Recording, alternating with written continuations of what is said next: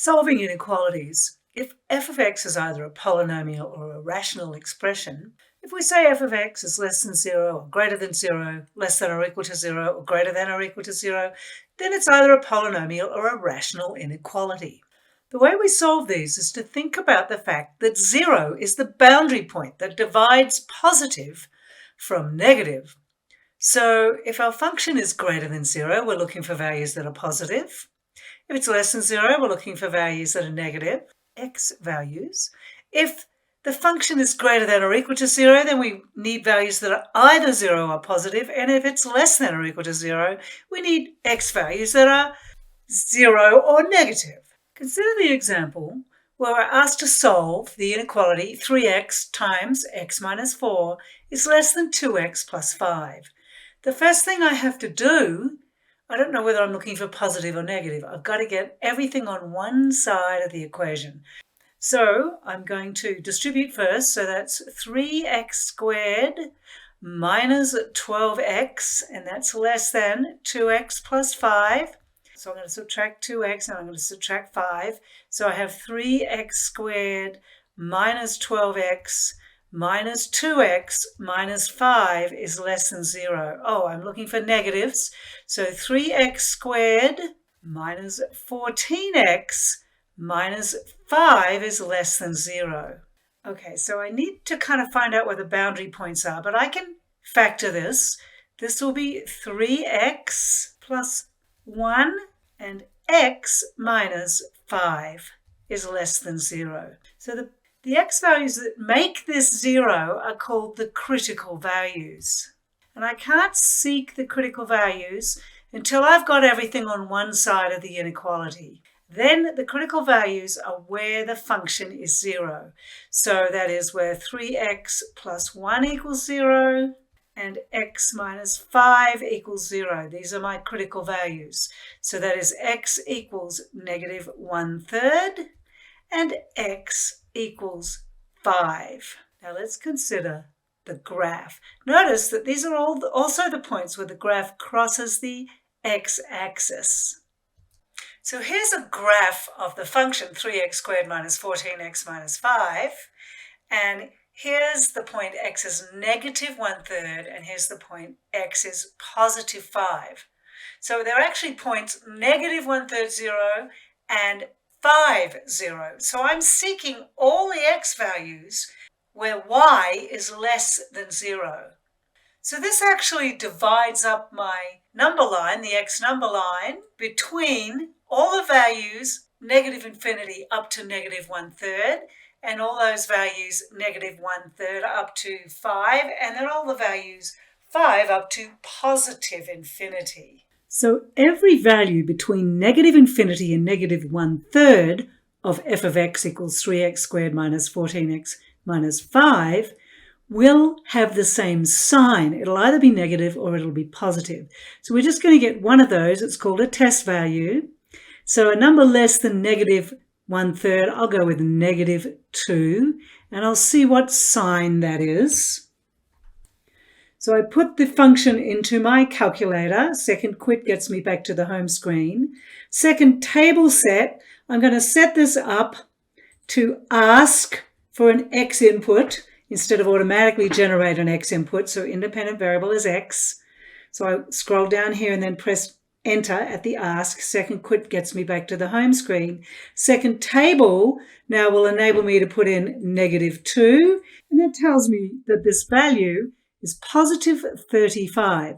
So every value between negative infinity and negative 1/3 will have a positive sign. There'll be different values. For example, if I put in negative 3, I get positive 64, different value, but it's still positive. Next, I need to choose a value between negative 1/3 and 5. I'm going to choose 0, and then I'm going to choose a value greater than 5, so I'm going to choose 6, and let's see what those values are and consider the sign. So when x is 0, f of x is negative 5, so everything in this interval is negative, and when f is 6, f of x is 19, so everything in this interval is positive.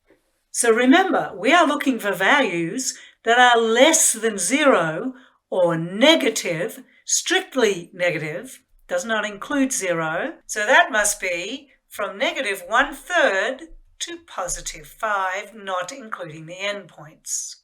And when we consider the graph, if we're just looking for the part that's less than 0, it goes from negative 1/3 to positive 5 on the x, and you can see y values then are below the x-axis or negative. There's an added complication when we're solving a rational inequality. First of all, for this one, we have to subtract 4 from both sides because we have to get a 0 on one side. I always like to get the variables on the left side. So this is x plus 4, x minus 1. Subtract 4 is greater than or equal to 0. So I'm looking for positive values or 0. I've got to have a common denominator when I subtract fractions. So I have x plus 4 all over x minus 1. I'm just going to put that in, everything in parentheses. Subtract 4, and I've got to have the common denominator. So that's all over x minus 1 and x minus 1. Resist any temptation you have here to try to eliminate the denominator. You can't do it. You've got to keep the denominator when you have these inequalities.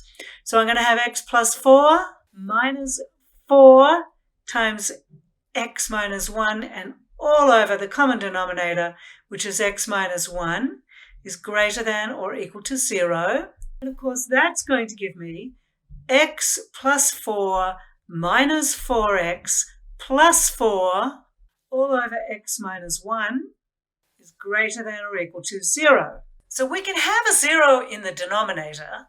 So minus 3x plus 8 is allowed to equal 0. That would be a critical value. But we cannot have a 0 in the denominator. So we better find out what we're not allowed to have in the denominator.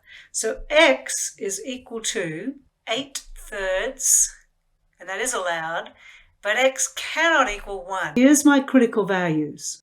So I need to get my test values again. I'm going to put my function in y equals, so this is x plus 4 divided by x minus 1, subtract 4.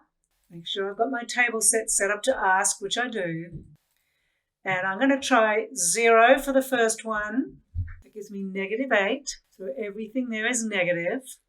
Let's try 1.5 for the next one. So that's positive. So I'm looking for positive. And let's try 3. I could also use 2 for the last one. And that is negative 0.5. Or I could use infinitely many numbers for the last one, to be honest. There's negative. And what I'm seeking is all the values that are greater than or equal to 0. So the answer cannot include 1 because that makes the denominator 0. But since it's greater than or equal to, it must include 8/3. So here's a graph of my function, x plus 4 divided by x minus 1, subtract 4. And I see that when x equals 1 and x equals 8/3, which is a little bit less than 3, we see the function is positive between 1 and 8/3. Let's do one more example. Here we're asked to solve the inequality 1 divided by x minus 1 is less than or equal to 1 divided by x plus 3. And I see a lot of students very tempted to eliminate or to clear the denominators. Never clear the denominators in these inequalities. You've got to have both the numerators and the denominator in order to get your critical values. So here I have 1 divided by x minus 1, subtract 1 divided by x plus 3 is less than or equal to 0. So here I'm seeking negative or 0. So I've got to have the common denominator. And of course, the least common denominator here is x minus 1 and x plus 3. So I've got to keep the denominator. I cannot eliminate the denominator. I've got to keep it. So this becomes x plus 3, because that's what I'm missing, all over x plus 3, multiplied by 1 divided by x minus 1, subtract, and now I've got x minus 1 all over x minus 1, multiplied by 1 all over x plus 3, is less than or equal to 0. Now, there are easier ways to do this in some ways, but they lead to error. So I'm teaching you this way so you do not make a mistake. Now, what I'm doing here is multiplying my first expression, 1 over x minus 1, by what I need. I'm multiplying it by 1, so that doesn't change it. But I need an x plus 3, so that'll give me the common denominator. So I have x plus 3, and then I'm going to subtract x minus 1, and the common denominator now will be x plus 3 multiplied by x minus 1, and it's all less than or equal to 0. And this will give me x plus 3 minus x plus 1 all over the common denominator, x plus 3 times x minus 1, and it's all less than or equal to 0. There's no x's now in the numerator because x minus x is 0, 3 plus 1 is 4, so I have 4 all over x plus 3, x minus 1 is less than or equal to 0. So now my only critical values can come from the denominator. Can't have x equals negative 3 because that'll make the denominator 0, and I can't have x equals 1 because that'll make the denominator 0. So they're the only critical values. I have no values in the numerator that will make the numerator 0. So as before, two critical values divide my x number line up into 3 different intervals of sets of numbers, and I am seeking all the values that are less than or equal to, but since my critical values are in the denominator, I cannot include them. So the answer is negative 3, all the real numbers between negative 3 and positive 1, but I cannot include the endpoints. So remember, never eliminate the denominator and always think about what makes the denominator 0.